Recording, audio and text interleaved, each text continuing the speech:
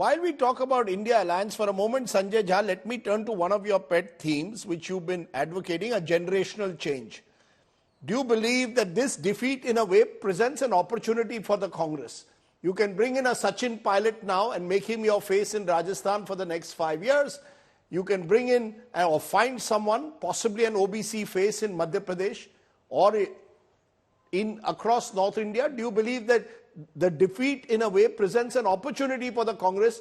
Let's go with a generational change. You know, Rajdeep, I've been in politics long enough to know that, it is one place where actually you are like wine. With age, you actually get better.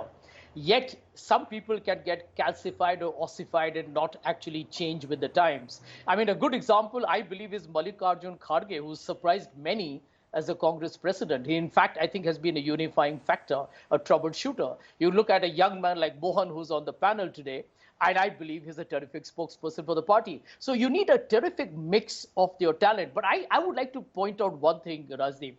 In my opinion, the key, I think, opportunity missed by the Congress was to create a model state that it could have shown to the country, to other states, that this is how we run a Congress government. On transparency, no corruption, good development indices, good social welfare measures, and basically demonstrating the tangible, tactile changes you have made since you were in government. I remember making this recommendation to the Congress when we won Chhattisgarh, Rajasthan, and Madhya Pradesh, and said, pick up any 2 states and make a case study of them. Modi made Gujarat model a story, and we all know it had the weakest tired legs, and it flew. Here is the point. It's never too late for the Congress. I agree with Mohan that you can't write the Congress off. And I'm bullish that the India alliance, if they got their head together, they can put up a good fight and bring the BJP down. Yeah. But here is the point. The Congress needs to invest for the long term. Make Karnataka or make Himachal, make Telangana a model state of governance that can be an envy or a boilerplate for the others to follow. Yeah, but at the moment, many of these Congress-ruled states are seen as ATMs for the party because the party lacks the resources to match the BJP.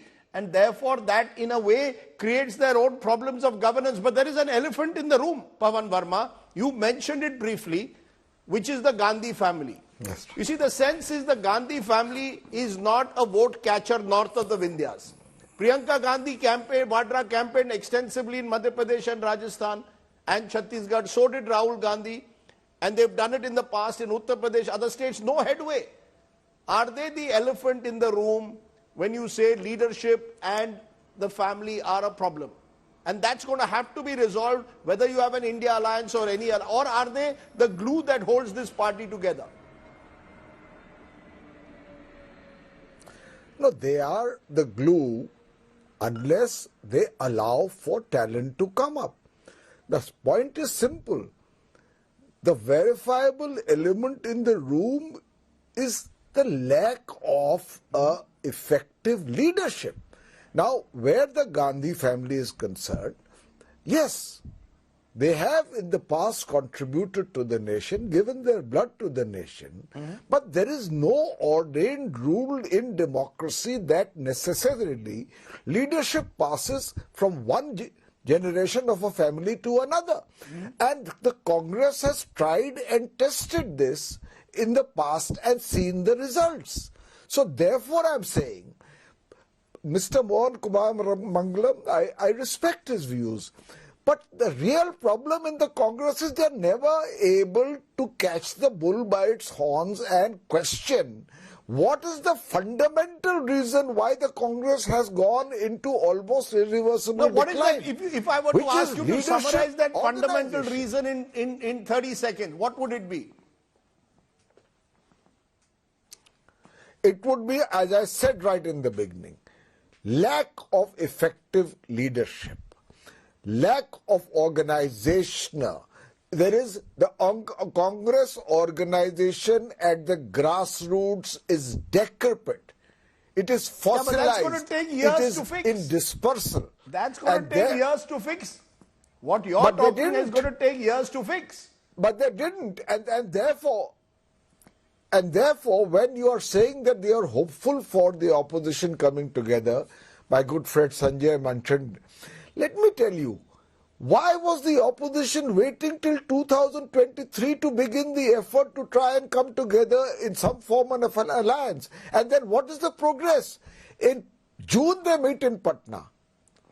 Any other effective organization or alliance would in a week have set up a secretariat, come out with a common minimum program, set up a working group to start talks on seat sharing.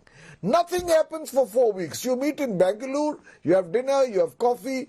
5 weeks later, you meet in Mumbai, nothing happens. And now they are telling me that now in December, they'll come out with a common minimum program. Saket, it's not as if they don't have issues that cut across party lines. I take your point. I take your point, Mr. Verma. Saket Gokhale responded, it may be too late. You see, it appears that there are so many divisions within this opposition alliance. You mentioned in Bengal, we know Adhir Ranjan Chaudhary keeps sniping at Mamata Banerjee. We've seen in Punjab, Aam Aadmi Party, Congress sniping at each other. How are you going to work together? We saw what happened between Akhilesh Yadav and Kamal Nath in Madhya Pradesh. At the end of the day, people want to see, the voter wants to see coherence. It's not just stability, it's about coherence. Look, Mr. Sardesai, look, here's the thing. It's not, everyone has their little conflicts at the state level. The bottom line is, Congress has 2 seats in West Bengal. We'll contest either 40 seats or we'll contest 42 seats.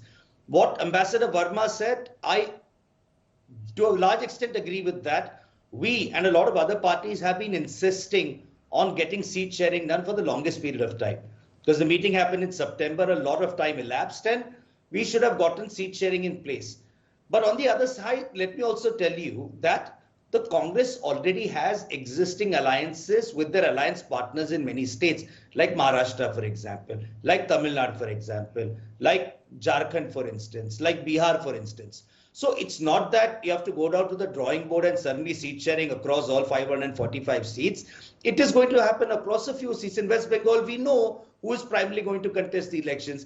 Everyone knows what it's going to be in Tamil Nadu, for example. Everyone knows what it's going to be in Bihar. So yes, I mean, could this have been done earlier? Yes. But to suggest that we don't see eye to eye and we don't have any cooperation happening, that's not true, because if you look consistently, be it on television shows, be it inside parliament, I'm telling you. No, you did not even contest a state like Madhya Pradesh.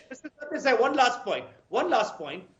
This is my 3rd session in parliament, and let me tell you very simply that if you would have told someone a year ago that on the Delhi Services Bill, which only affects the Aam Aadmi Party and no other state, that every single India party will come together and get a tally of 102, which is the highest opposition tally in the Rajya Sabha since 1962, no one would have believed it. But the Congress came. Dr. Manmohan Singh came, in fact, on that day as well. And they voted, we all voted on a bill that only affected the Aam Aadmi Party and no other party.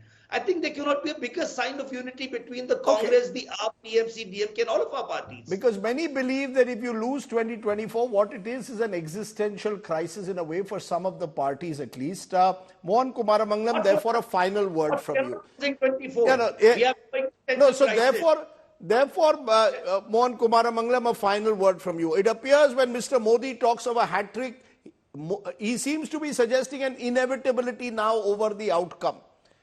If I were to ask you in 30 seconds, where do you start to puncture the Modi balloon? Do you have an idea? Do you have a thought? Do you have a clear narrative?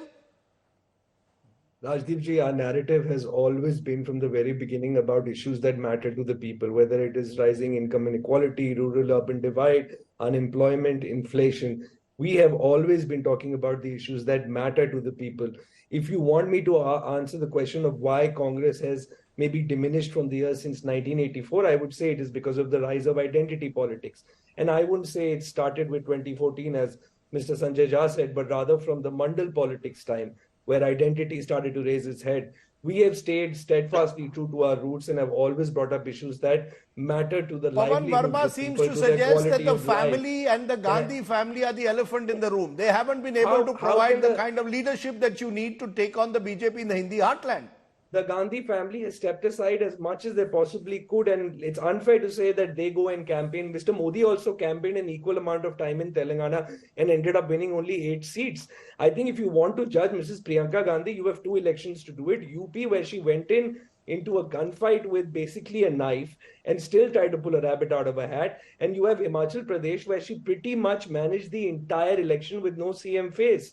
Here you have this CM, incumbent CM, and a proposed CM in Mr. Kamal Nath, who ran the whole election. But again, I am not going to be like a BJP person and credit victories to only Mr. Modi and losses to the state unit. This is about collective leadership. We all lost. We're all introspecting on what went wrong in these states. But I will say that please go look back at 2003. The parallels are eerily similar. And Mr. Modi is on some sort of a high right now with hubris. With one difference, Mr. Modi is not Atal Bihari Vajpayee. Mr. Modi is not Atal Bihari Vajpayee. And maybe India has also changed 20 years later. Maybe it's identity politics that has got strengthened. Particularly religious identity politics has got strengthened in the last 20 years. But either way, we will wait and see. It's difficult to predict the future, especially in a country like India. But clearly time is running out for the opposition to get its act together. It has to find a narrative, a leadership, and dare I say, an identity for itself.